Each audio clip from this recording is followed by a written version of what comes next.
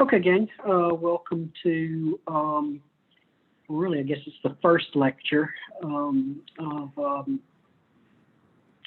computer graphics, Computer Science 470. Even though it's the third meeting, right? We had our first meeting, it was basically just going over the syllabus. And then Friday's meeting, as you probably recall, was a working meeting for the teams. And so today is the first day that we're actually getting together. Looking at the syllabus, it shows that we're supposed to have another working meeting this upcoming Friday. Looking at how much material we have to get over, I may steal that back for a lecture. That doesn't mean you guys aren't supposed to be meeting. It just means that when I look at how much material we have to cover until I can get to the first assignment, I may want to go ahead and steal Friday. I'll let you know on Wednesday whether I'm going to steal Friday back for a lecture or not. I may, and if I do that, I may be able to give a lecture slot back to work in Teams later. But as I started typing up all my notes, I started realizing there's a lot to do. Okay, the first thing I wanted to do is I wanted to talk briefly about the teams. Thank you, everybody. There are 23 of you in the classroom, and everybody got me their team meeting information. We have 6 teams. 5 of them have 4 members in them, and 1 of them has 3 members. It had to happen, of course, since we had 23 people, so you're not going to get that evenly divisible by 4. So the teams are Graphical Insanity, the Haunting Guild, Myconoids, Mission Control, Nature's End, and I'm going to pronounce it Weed 3090 TI. Although I'm not sure, are you guys still going with the We and Ed pronunciation? Somebody on the Weed team, let me know what your let's see, Noah. So tell us, Noah, about your name. You can unmute, Noah. So I'm originally showed up last year for senior design. We were the winter engineering and electronic dudes.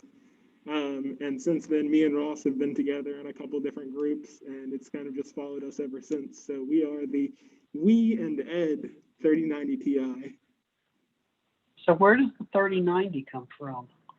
We just wanted something fresh, something new. We're improved now. We've lost a couple of the members. We've gained a couple new members. We think we'll show off new things. Okay, that's cool. So it's also because this is the computer graphics class, so I thought it'd be funny to add a little 3090 in there after the graphics card, the RTX 3090. Got it. Okay, that makes sense. I knew I'd seen that number somewhere, but I'm like, okay, so what are they referencing there? So a graphics card, that makes sense. Okay, so that team, the We and Ed, are going to mainly focus on a puzzle-based escape room. That sounds interesting. Let's see. Who else do we have? We have the Mission Control. Mission Control has 4 members in it. Landon Jackson, Cody Johnson, Eric Pitts, and Anthony Trussaint. Let's see. They're going to be working on an alien planet environment with various different areas and stuff like that. It looks like kind of a walkthrough of an alien planet is what Team Mission Control has in mind, at least to start out with. Let's see, Nature's End. That has Andrew Hall, Logan Simmons, Kyle Russell, and Caitlin Burke. And well, Nature's End, that kind of a nature-based exploration game. They're going to focus mainly on procedurally generated terrain. That ought to be interesting. Mountains and rivers and plants and animals, etc. So that sounds like that'll be fun. All of the ideas seemed quite reasonable to me in both scope and interest. The myconoids, I wonder where they came up with that name. That's Vivian Carr, Alan King, Jonah Landry, and Stephanie Nemerick. Now, I'm sure I'm massacring her last name. Let's see, myconoids, they're going to, very reasonable. They've decided that they want to spend about a week trying to figure out what the Unreal Engine can do and plan some things out. Their first idea is a game with a fungus hunting theme with an underground area and an above ground area. So they're the shroom group, I guess. But no, that sounds fun, and yeah, you should take a little bit of time to figure out what the environment can do. Let's see, the Haunting Guild. That one has only 3 members in it: Justin Till, Jerome Reed, and Matthew Koloski.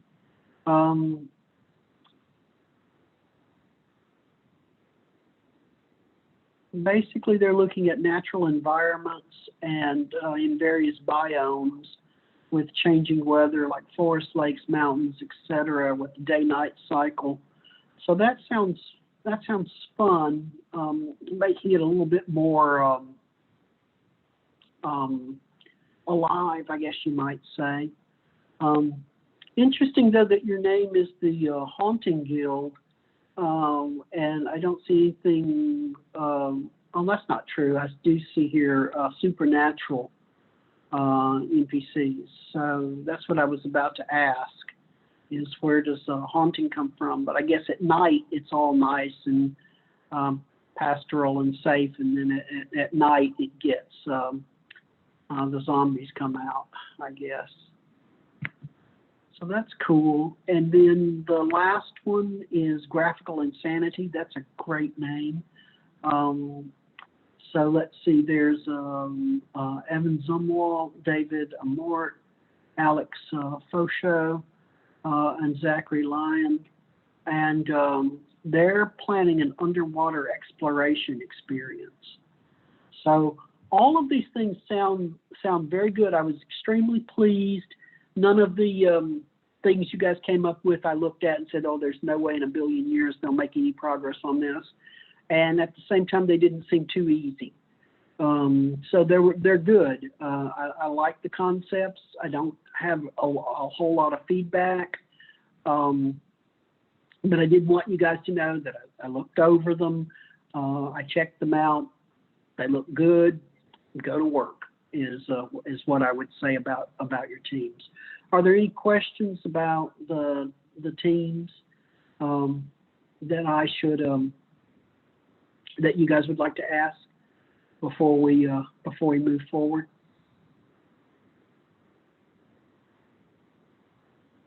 Any questions at all? Okay. All right. So next up, what I wanted to do was on Wednesday, I had really wanted to do a little lecture, kind of a fun lecture, and I never got to it. And then I thought about just throwing it on the ground, but I'm like, screw it, I like my fun lecture. So we'll spend at least some time talking about that. It looks like I lost my video here momentarily. Let's see if it comes back. Sometimes it does right away. It's going to be hard to do my fun lecture if I don't have video. Okay. Oh, okay. Did I come back? Looks like I came back.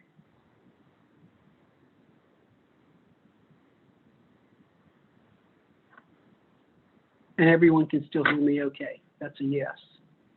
Okay. Working again. Thank you. Okay, so what I wanted to do is we're, I've already explained what we're going to be doing in this class. We're going to be covering the mathematics and the algorithms, so you'll be able to build a little simple engine on your own over the course of 5 programming assignments. And also you're going to be these teams where you're going to be building environments.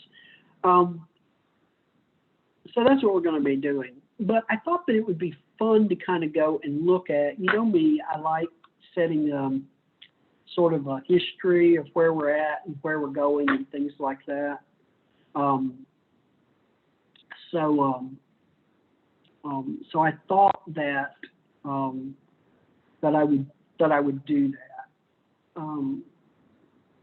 And again, this is going to kind of focus on depicting humans, which we're not going to be doing this quarter. But I thought that it would be interesting, and it gives some background. The first video that I want to show you guys is a video from Pixar. Everybody knows Pixar. They've done tons and tons of movies, but way back in 1986, they were just getting started.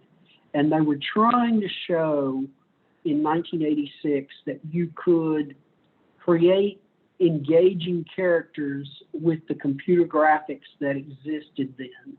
Now this is,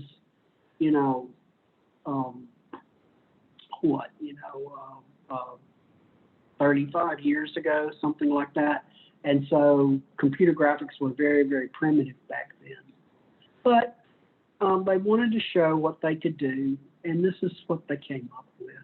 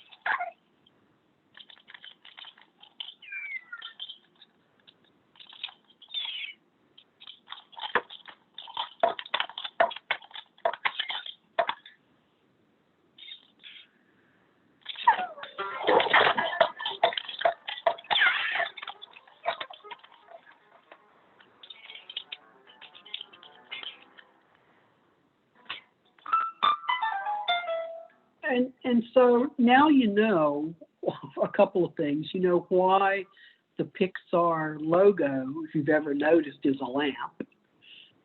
It's a lamp because that was the first piece of animation that they did, really, to kind of show Hollywood, the people who made money, that you could create engaging characters.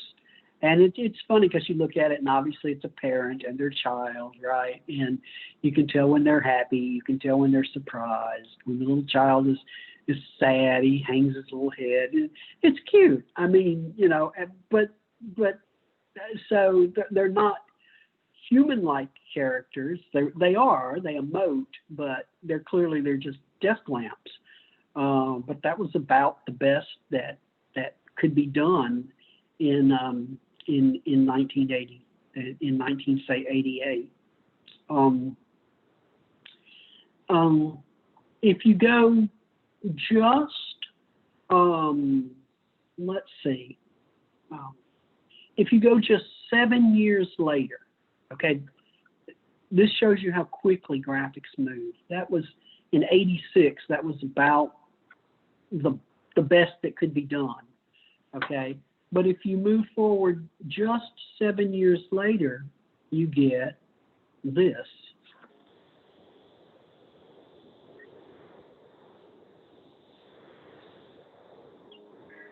Those are real people, they're not generated.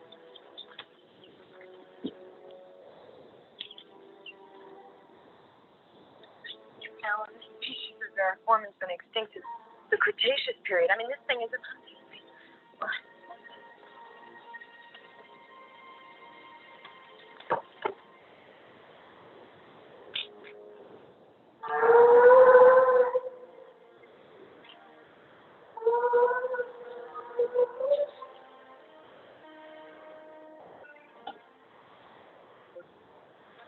And you guys have to realize how impressive this was when I first saw this in the movie theater. Before then, dinosaurs had always been done with stop motion animation of little dinosaurs.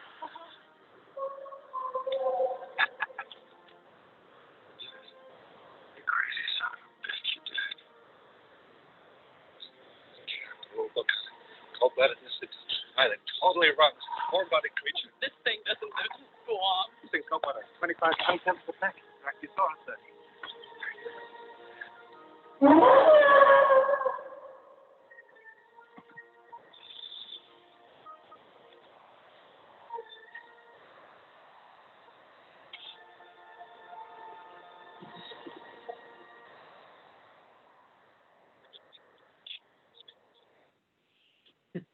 The movie made a fortune, that's for sure.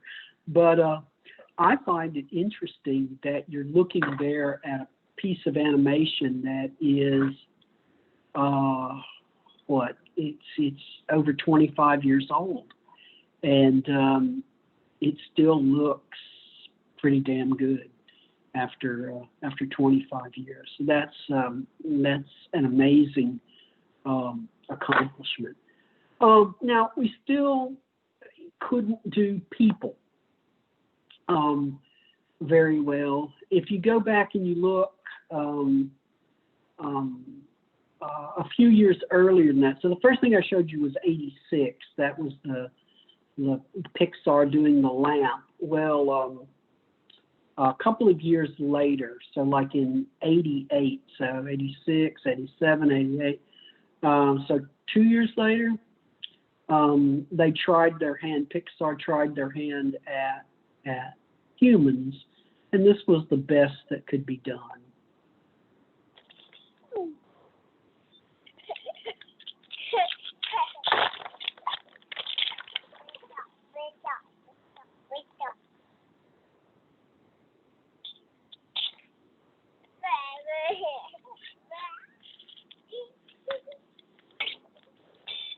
I don't know about you exactly.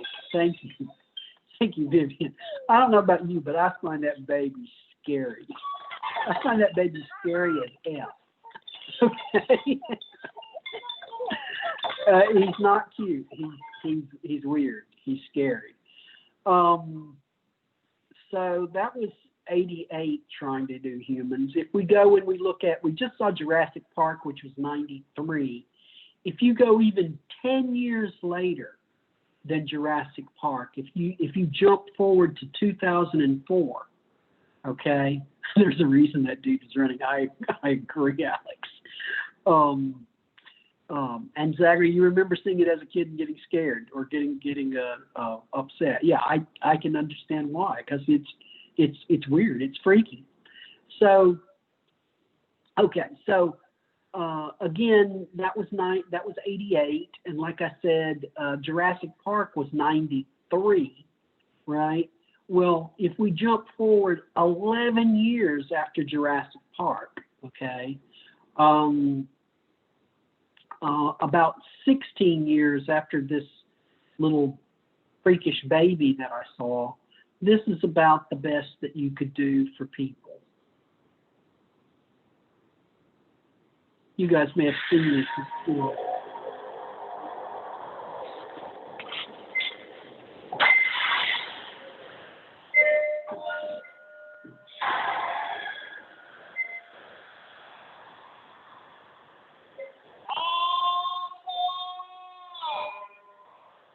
this was the first time that they tried to model real humans. And the conductor there is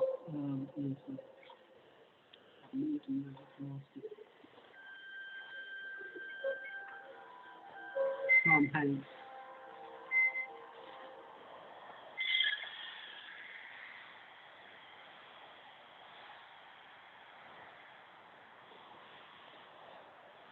I mean, the character looks vaguely like Tom Hanks, but if Tom Hanks was a Well, zombie. you coming? Where? Why, to the North Pole, of course. This is the Polar Express. The North Pole? Hold this, please.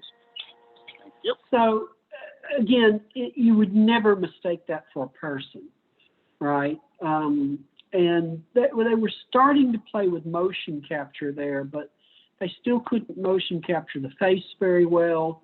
They could motion capture kind of the way the body moved and stuff like that. So, you know, that was kind of like trying to do like a cartoon with human characters in it. 3 years later, a movie called Beowulf came out, and I actually thought Beowulf was more successful because to me they took a more animated style. And this is interesting because you can see the mocap that they're doing there, and you see all of the little spots on the face to try to get like.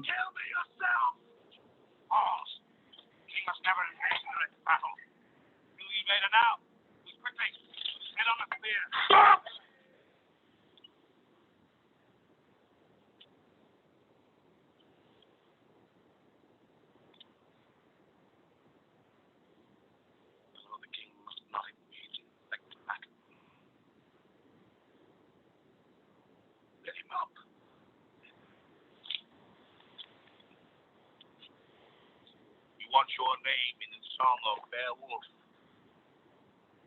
You think he should end with being killed by some Grecian raider with no name? So, I mean, that gives you an idea. I think the guy with the wolf head actually looks a lot better than the king there. My name shall be remembered forever. Only. But anyway, so that gives you an idea about where we were. About 15 years ago, I guess, right?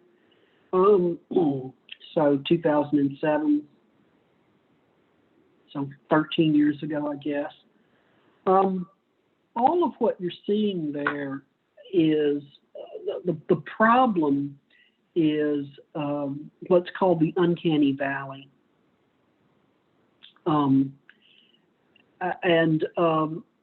Basically, if you look at the uncanny valley, as human likeness increases, so as you go from left to right, you're showing human likeness increasing, and 100% is a perfect human. And then there's something that they're calling familiarity, right? How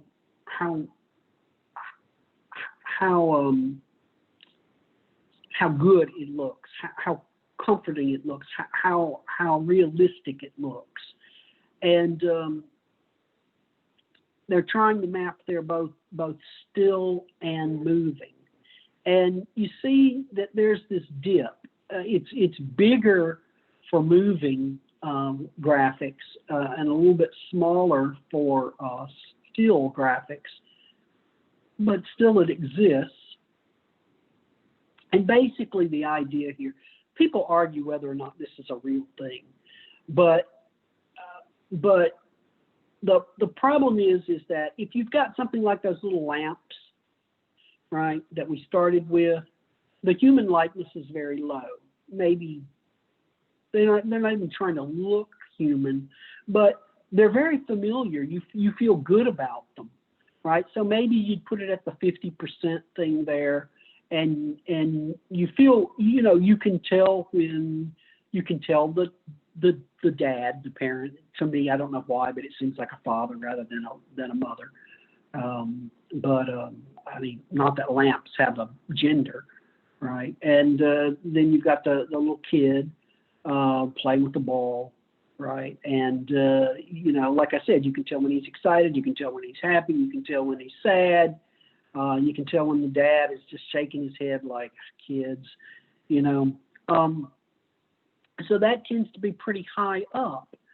You know, stuffed animals are another thing that they don't look a lot like people, but they're comforting. We like them. They're on a positive side.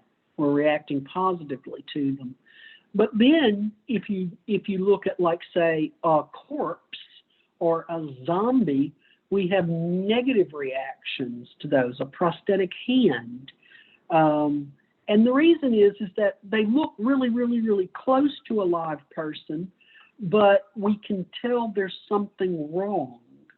The idea is that our visual system has evolved to be very sensitive to the way humans look, because, like, you wouldn't want to hang around a sick person or a person who was mad, you know, or potentially violent. So we learn to pick up on all these subtle cues from a person. Are they happy? Are they depressed? I mean, all of these sort of things.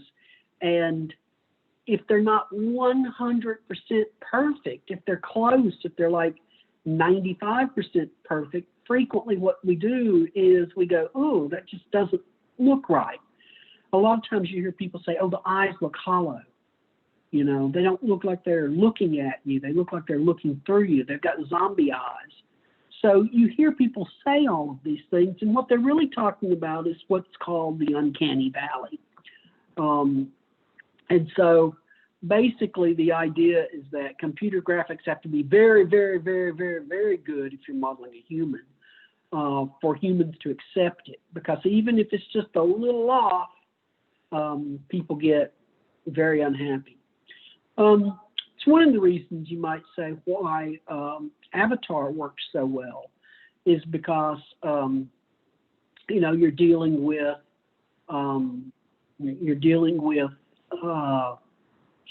human-like non-humans. It's another reason why, you know, you get a lot of movies where animals are portrayed. You know, if a cat's a little bit off, we don't go all bonkers because we haven't evolved to be super sensitive to the way cats look. We have evolved to be super sensitive to the way humans look. So that's the effect there, the uncanny valley. Now, recently we've gotten, I think, pretty darn good. And I'm reading some of the comments here, and I do think that it's funny. It says it's so strange watching this stuff now. You remember thinking how good it was when you were a kid, and now you look at it and you go, oh, that's not very good. And I see there's a Cats movie that bothered a few of you. Maybe I'll have to check that out. But I'm thinking The Lion King is what I'm thinking, right? That was recently remade with computer graphics, if I'm not mistaken. I don't watch a lot of Disney movies. There are no kids in my household, so I don't have a reason to. But that's the uncanny valley. If you guys keep talking about cats, I'm going to have to show a video from Saturday Night Live about cats. But I'll save it if you're interested in my weird little reference there to cats. All you have to do is type in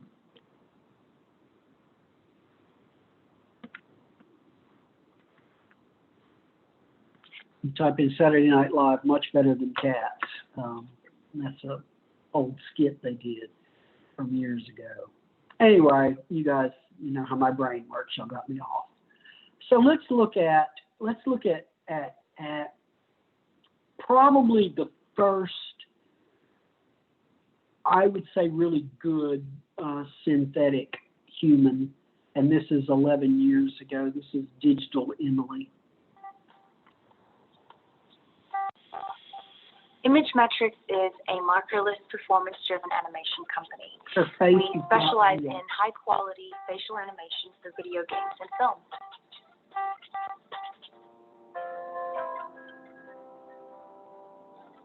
With mocap, markers are placed all over an actor's face, and the actor is then required to perform in front of dozens of special cameras. So basically, everything is real except they replaced her face. And if I tell you that, you go, yeah, I kind of think it's probably computer generated.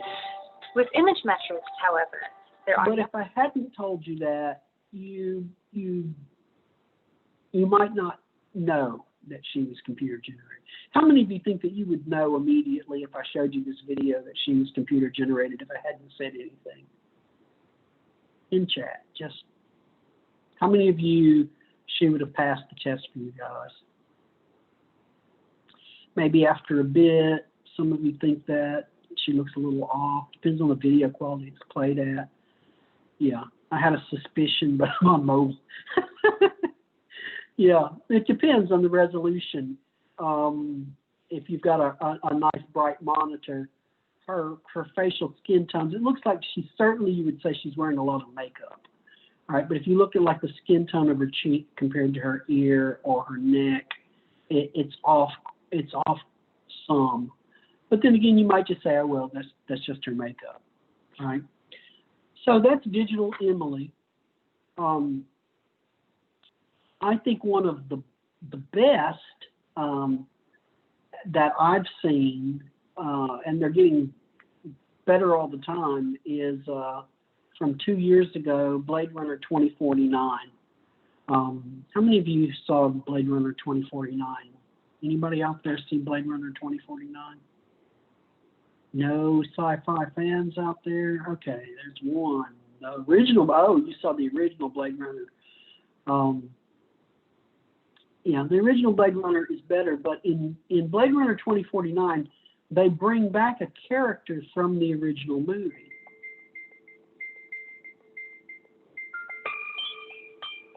I did your job once. I was good at it. Thanks for stepping in.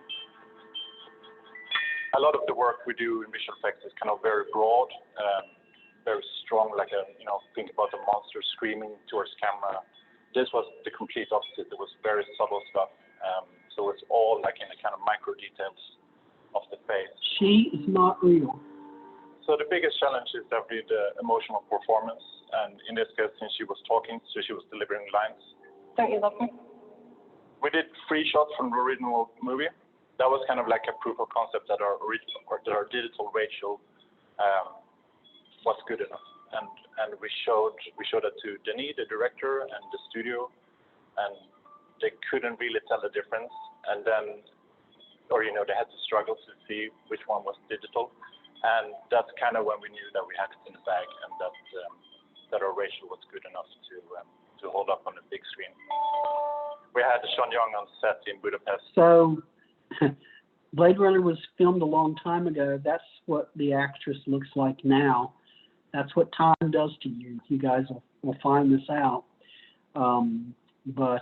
Yeah, she aged quite a bit, but they used her to help model and got a lot the of digital Rachel. As well. The interesting thing about this is I have a buddy of mine who's a really big sci-fi geek like I am, and he saw this movie, but he hadn't read anything about it in advance, and so it didn't even occur to him that could have been computer generated. He had been a long time since he had seen the original movie, and he thought they just recast some young actress to play Rachel, who kind of looked like the original. And again, he hadn't seen it in a long time, so he hadn't thought about it. And when I told him, I said, no, Ben, that they rebuilt that actress digitally. So I thought that was pretty good. So things have gotten good. Here's one. Why don't you guys try to tell me what, if anything, you think is wrong with this one? This is a commercial that stars Audrey Hepburn, who was a famous actress in the 1950s.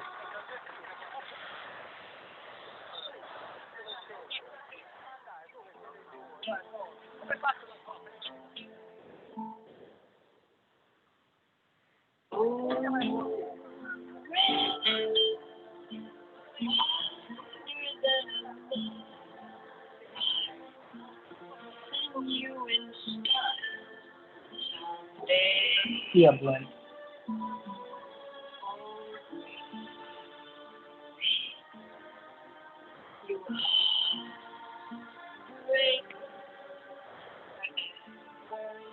Yeah, the main girl is Audrey Hepburn, rebuilt the digital version of it. So that is it was pretty good. But of course, you know that was from 2014, so that's about 6 years ago. How about this one? Can you guys tell me what's wrong with this one, if anything?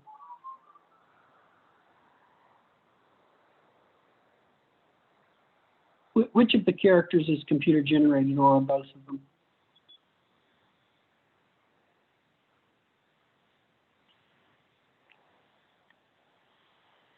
How's your leg? Hurts a little. And your stomach? Empty as a football. Do you love life? Not too active. Anything else bothering you? Mm-hmm. For you.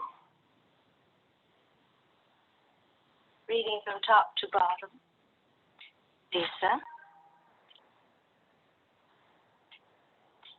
Carol.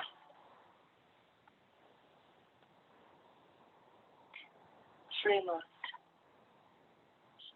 Is this the Lisa Fremont who never wears the same dress twice? So what's your verdict on this one?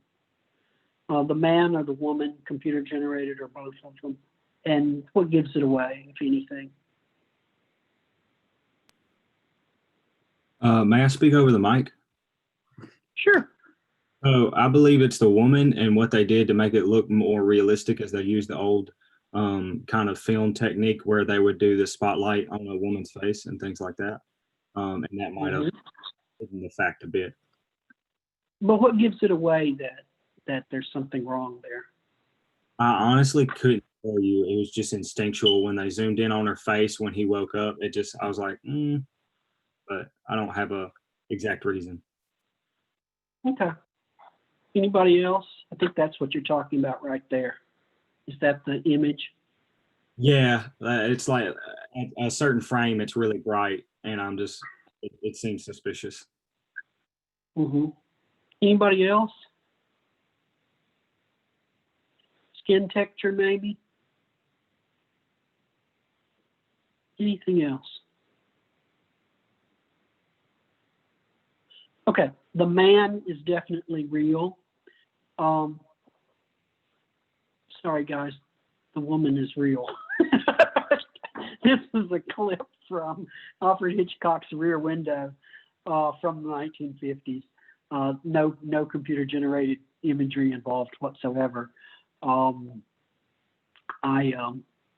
That's Grace Kelly, and I'm sorry, guys and girls, but Grace Kelly, to me, is one of the most beautiful women who ever lived, and that's probably her best performance.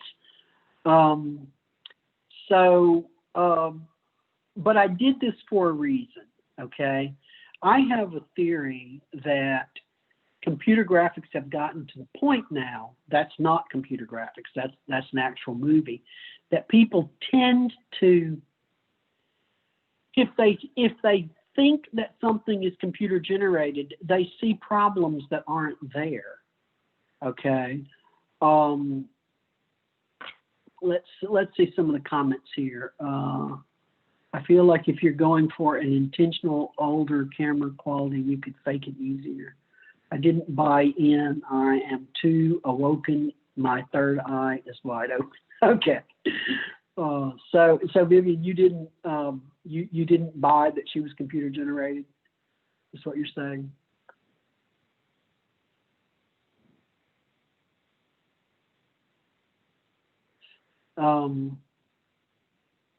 Exactly.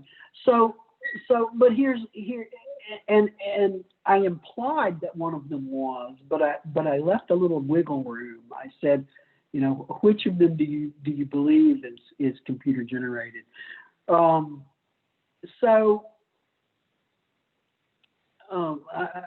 That's interesting too. So I did a little experiment, okay, on my family a few years ago. If you remember Rogue One from 2016, so 4 years ago.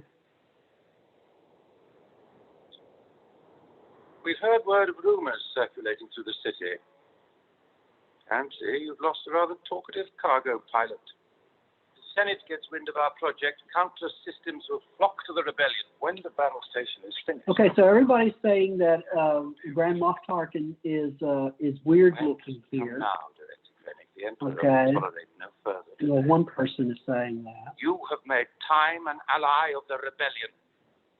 To solve both problems simultaneously with an immediate test of the weapon. And then, of course, there's even the most famous scene, right, in that movie. Make sure you secure the airlock. Prepare the escape pods. Your Highness, the transmission we received. What is it they've sent? Help.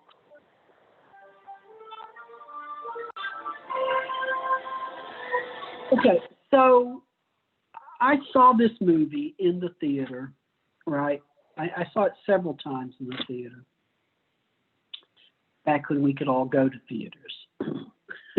I saw this movie in the theater when it came out several times, and the first time I went with a buddy of mine, and I was sitting there, and you know, Grand Moff Tarkin's there, and I go, well, that's Peter Cushing. And then my first thought was,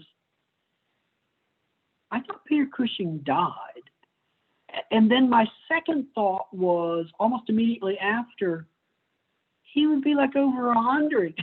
He was still alive.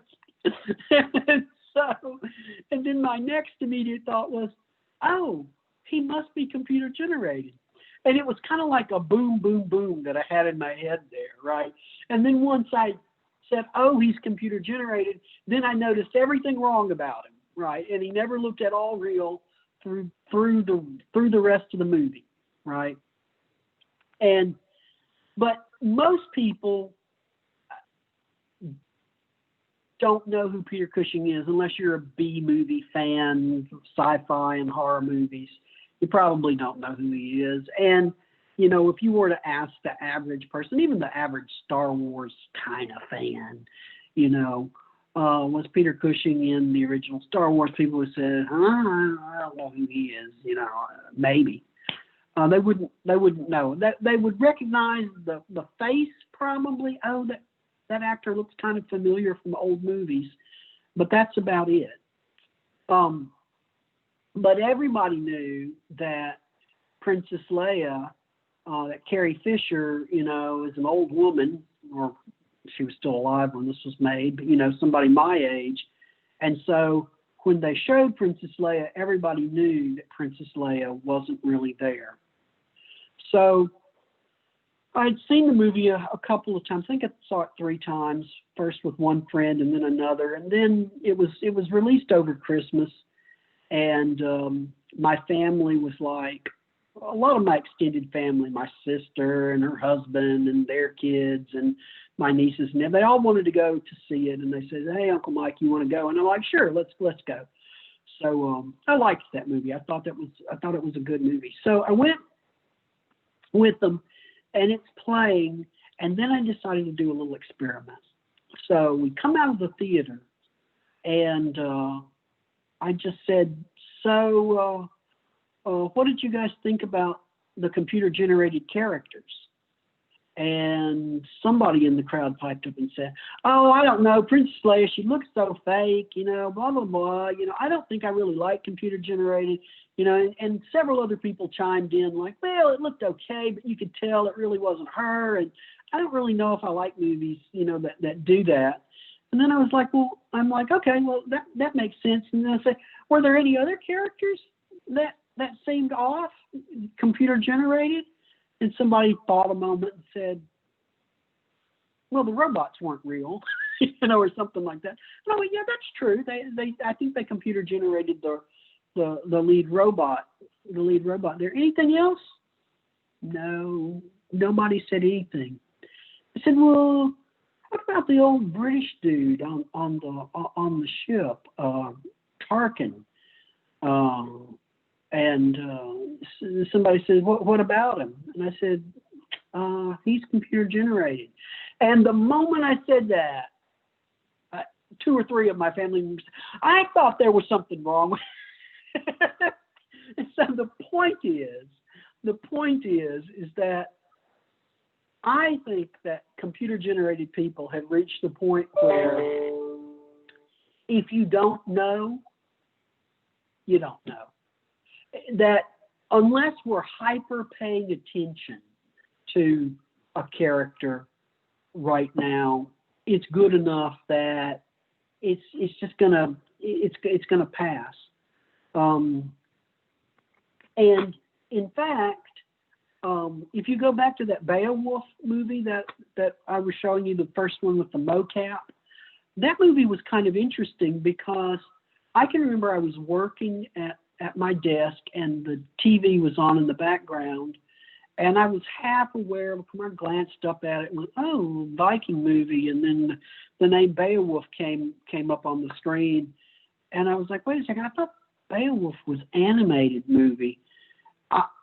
I wasn't paying close attention. I was just glancing up occasionally at it, and the mocap was good enough that I didn't even realize that it was computer generated. Now, the moment I looked at it, right, and really looked at it, it's obvious that those characters aren't really human. So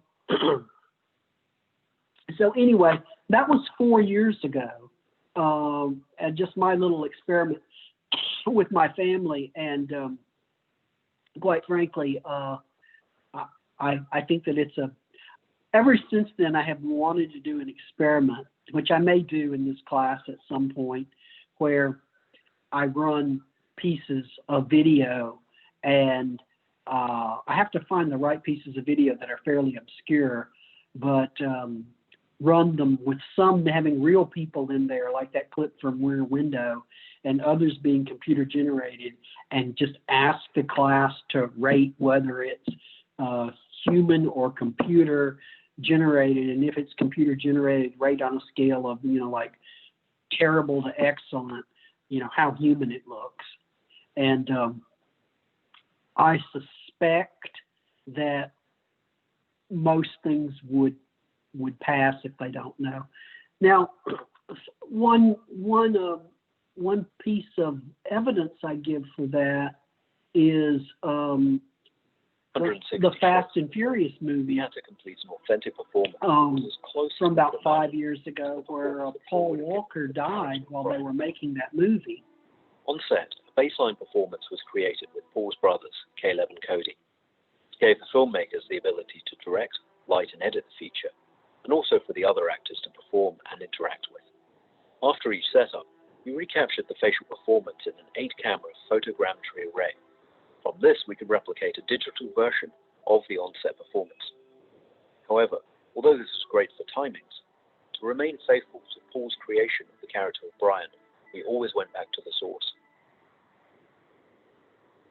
It was vital for us to constantly reference footage from the previous Fast and Furious movies, not only to keep the nuanced detail and unique physiology of Paul, but also to keep the integrity of the character, rather than use artistic interpretation or another actor's interpretation of Paul's performance of Brian.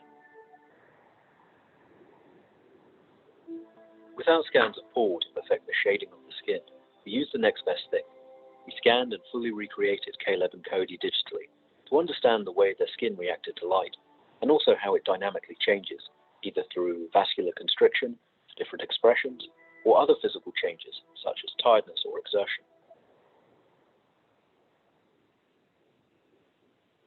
I think they're also very lucky that his brother looks a whole lot like him.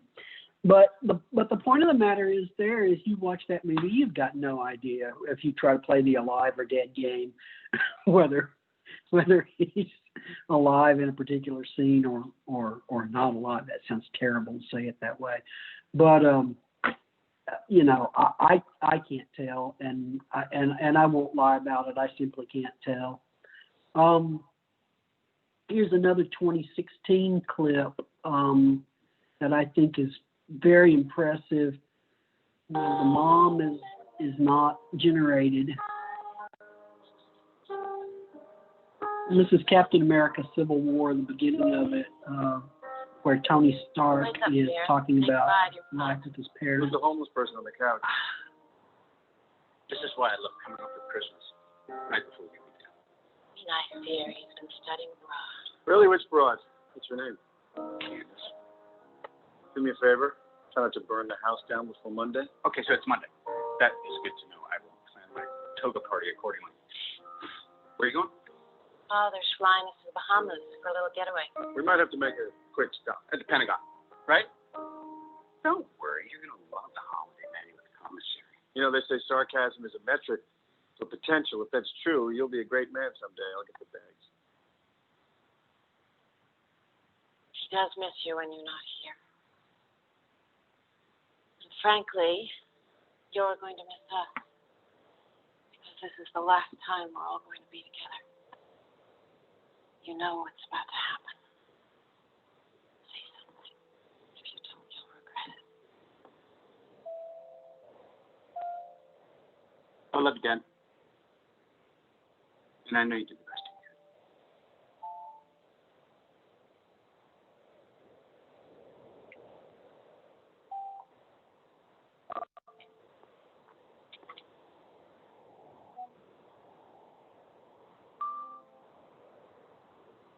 That's how I wish it happened.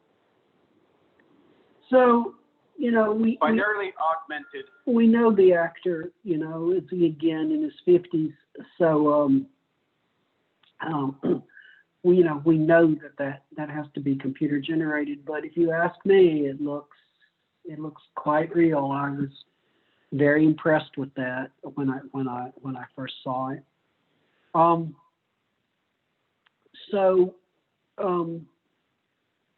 Where are we now?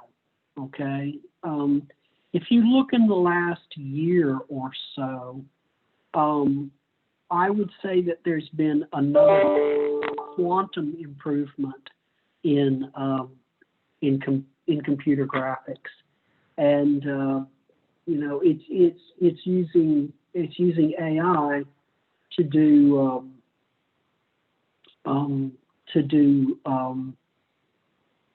what are commonly called deep fakes. And here's one that I saw the other day. This came out very recently, and May 16th, right, of this year, and I was absolutely blown away, impressed with this.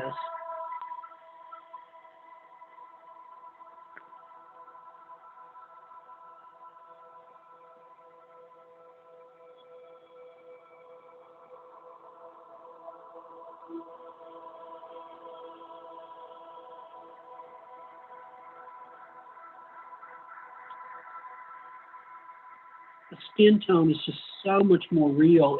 It's almost like, you know, it's almost like everything's slightly out of focus in the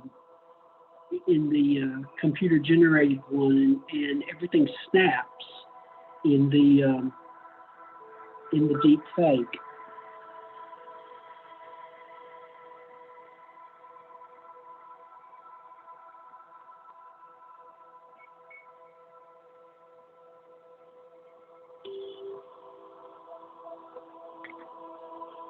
I like I said, I ran across this video about a month or so back, and when I did, I said, I've got to show this in my computer graphics class because it's just incredible.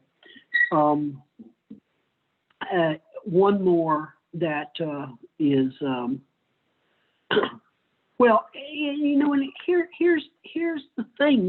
There's a huge debate going on about whether or not this sort of thing should be done or not. I think it's wonderful.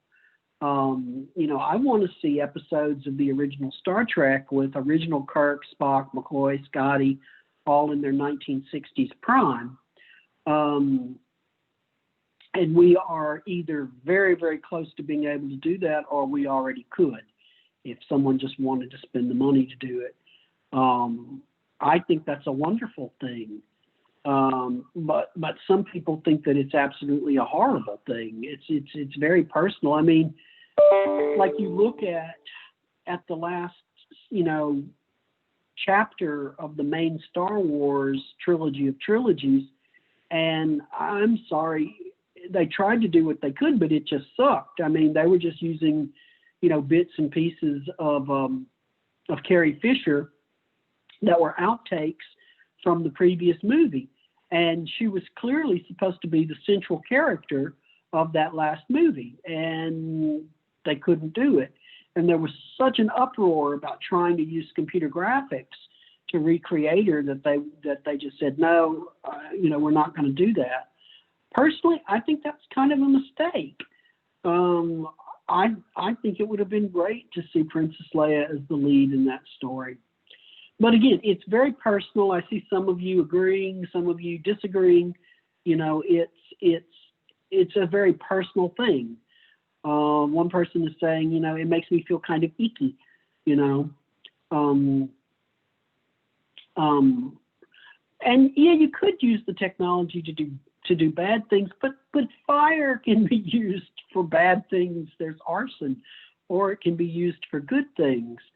So everybody's worried about deep fakes. I understand that, but it's a technology, and I think it's a technology that can be used for good, and it can be used for bad. It's a technology.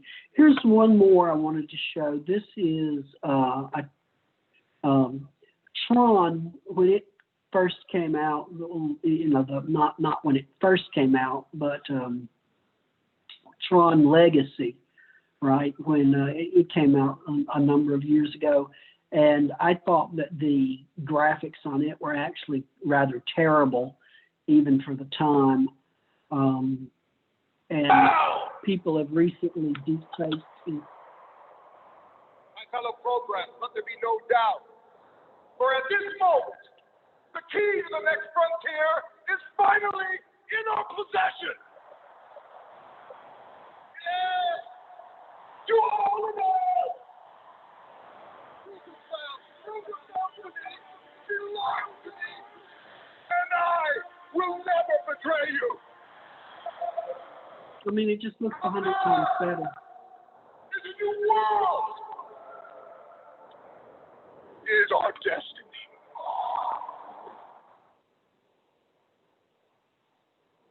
I mean, it's just so flattened, I guess, compared to what you get otherwise.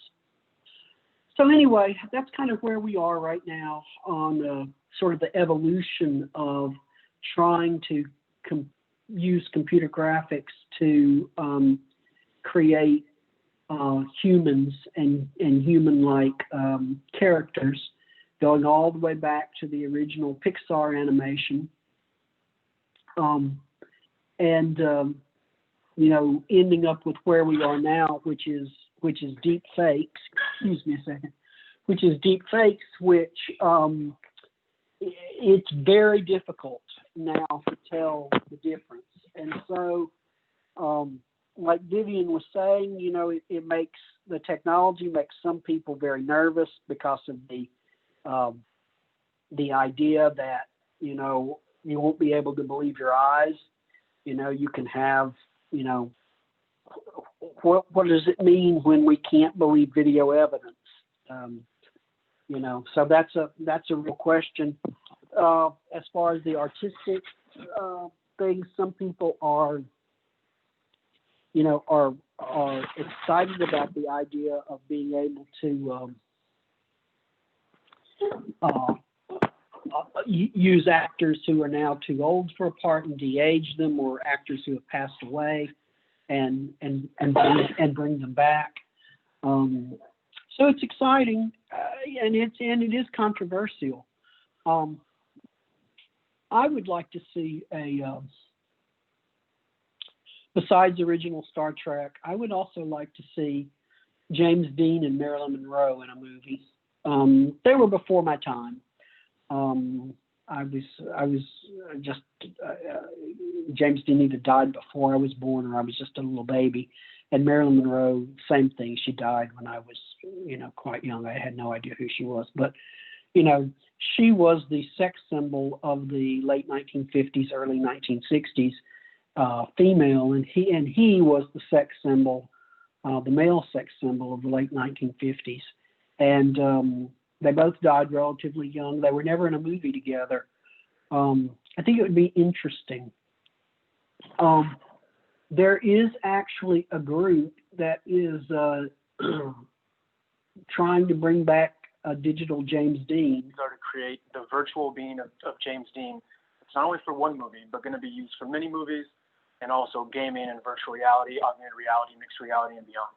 What we typically do is we take all those images and videos and we run them through machine learning to create that asset.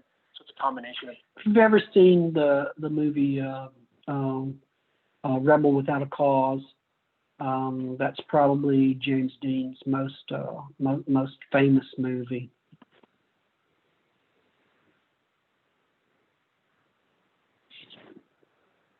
Let's see.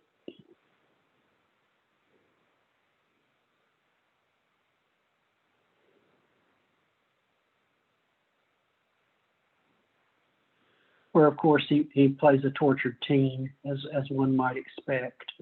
But anyway, so that's really all I wanted to give you guys there on that.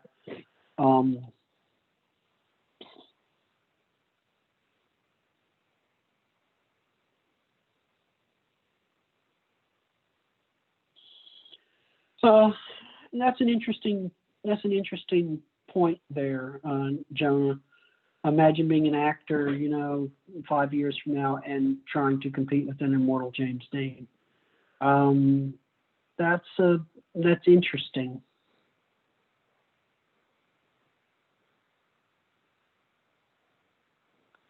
And I think I agree, Brian. The idea of the deep fake there is, we expect images most especially in advertising and things like that. We expect images to be photoshopped, and we don't really expect them to be real anymore. I mean, already you can touch up people, and correct little flaws already. And if you look at video games, that's if you look at video games, the Unreal Engine is actually used in like The Mandalorian to generate all the backgrounds. So one of the reasons why that TV show looks so fantastic, right? It looks like they're on, that they go out and film in deserts and stuff like this. Most of that's actually done on a sound stage with a, it's almost like a holodeck. It's a stage that has a wraparound 360-degree LED wall. I mean, it's not like it curves, so it's a 360-degree panorama LED, and they're able to project onto that. They render it with Unreal, and they can generate all the backgrounds there. So that's why The Mandalorian looks so beautiful and looks so expensive, is because they just recreate the planet settings in real time, so you can get all the shadows right and all of that sort of stuff.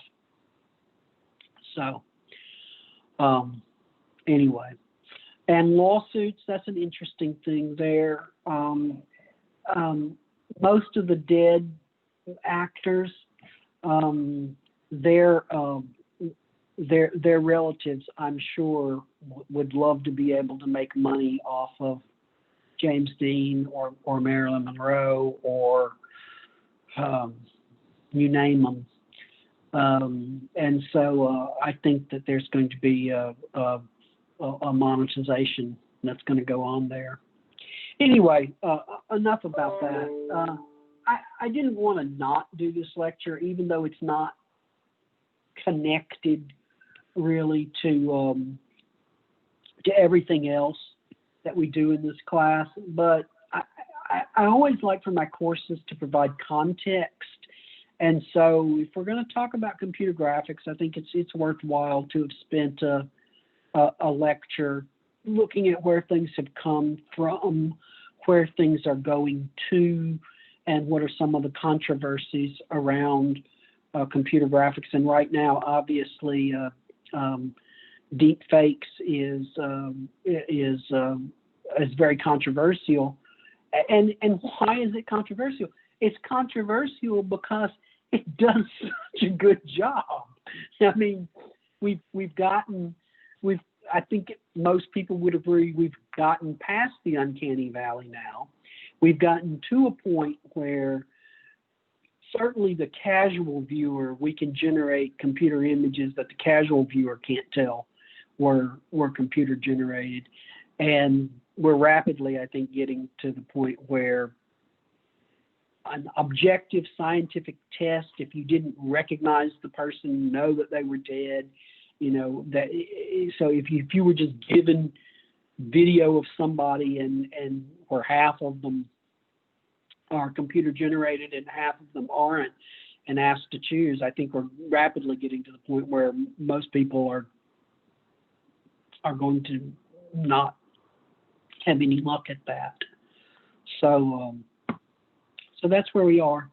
So I think I'm gonna call it quits here today. Tomorrow, Wednesday, what we're going to do is we're going to start looking at a little 5-10 minutes on display technology, and then we're going to jump into linear algebra, basically learning about vectors and what you can do with vectors and arrays and how these things can be used for solving problems in computer graphics. That's going to take probably 2 lectures to get through, maybe more. I'm trying to time things so that you're going to get your first assignment probably a week from Wednesday, so you can work on it over the break. So I think I just answered your question, didn't I, Logan? So I'm probably going to take back Friday's period as a lecture period so that I can be sure to do that. They'll give me 4 more lectures between now and the time we break. Wednesday, Friday, Monday, Wednesday. And I'll give out your programming assignment probably on that Wednesday. And then on Friday is going to be your team's first presentations. I think that's going to work, and we'll have covered everything that you need for your first assignment before we break for Christmas, and you'll actually have the assignment because it's actually due pretty quick after we get back. I think we get back like on a Monday, and the assignment's due the next day, Tuesday. So you'll really need to get it going pretty quickly. Of course, if I give it to you Wednesday, you'll still have, Thursday and Friday before you break. And then, I assume you guys are going to probably come back the weekend, before that Monday. So you'll have a few days. And also the first programming assignment is probably the easiest. I'm going to give you guys a framework I'm going to show you the program running, and then I'm going to give you a framework for the program, and we'll go over all of that a week from Wednesday. I might be able to bump it up to Monday. We'll see. But anyway, you'll have it. Someone's asking me to work over my Christmas break. I probably will not be willing to set up Zoom meetings, Andrew, but I will probably answer emails over Christmas break. In fact, I'll definitely answer some emails over Christmas break, but no, I'm probably am not going to want to Zoom over Christmas break. Okay, guys, we're going to call it quits here. I'm going to kill the recording at this point, and I'll see y'all on Wednesday. I will stick around to answer some questions with the recorder off if somebody wants to ask me questions, but otherwise, I'll see you guys on Wednesday. Bye-bye.